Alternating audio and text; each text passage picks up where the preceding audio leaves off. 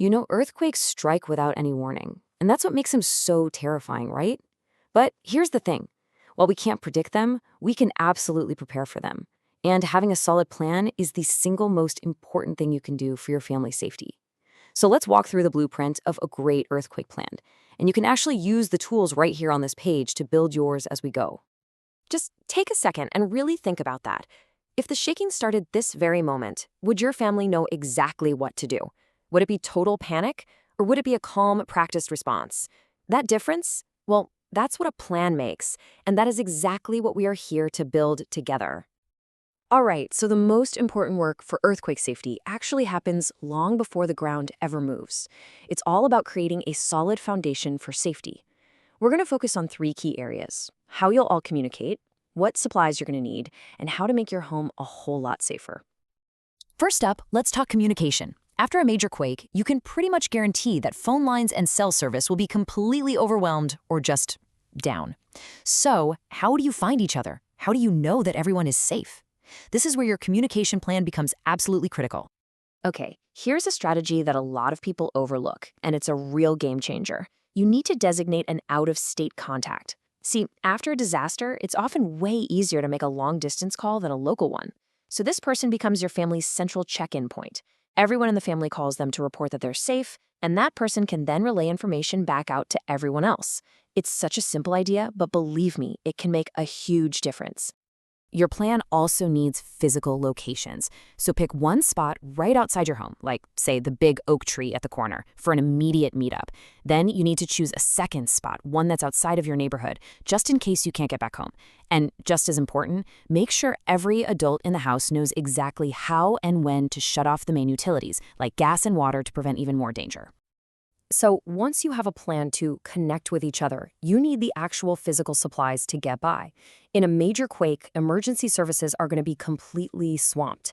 You have to be prepared to take care of yourself and your family for at least a few days. So the baseline for any good emergency kit is being able to be self-sufficient for a minimum of 3 days.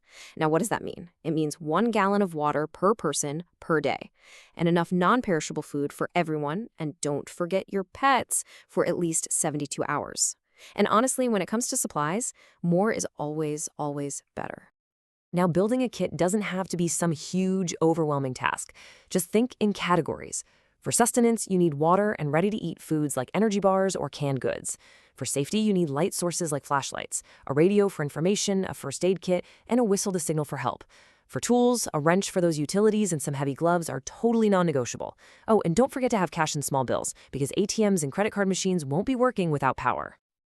Okay, this is a huge tip that we've learned from past earthquakes. So many injuries happen after the shaking stops, from people trying to walk on broken glass in the dark. That's why an under-the-bed kit is so important. All you need is a pair of sturdy shoes, a flashlight, and some work gloves right by your bed. This one tiny step could literally save you from a very serious injury. Okay, so you've got your communication plan down, and your supply kit is ready. The final piece of the prep puzzle is making your home itself less of a hazard. Most earthquake injuries don't come from buildings collapsing, but from all the stuff falling inside of them. And this is stuff you can do over a weekend. You can secure tall furniture, like bookcases and big TVs, to the wall studs. Move any heavy pictures or mirrors away from places where you sit or sleep, like beds and couches. And you can use simple earthquake putty to keep smaller items from flying off the shelves. These little actions dramatically reduce the risk of someone getting hurt. So all the preparation is done. Now, let's imagine the ground actually starts to shake. What do you do in that exact moment? Your actions in these first few seconds are probably the most critical for your survival. This is it. This is the single most important thing to burn into your memory. Drop, cover, and hold on. You dropped your hands and knees. This stops the quake from knocking you down. You cover your head and neck under a sturdy table or desk, and you hold on to it, ready to move with it if it shifts. This is, without a doubt, your best defense against falling debris, which is the #1 danger indoors.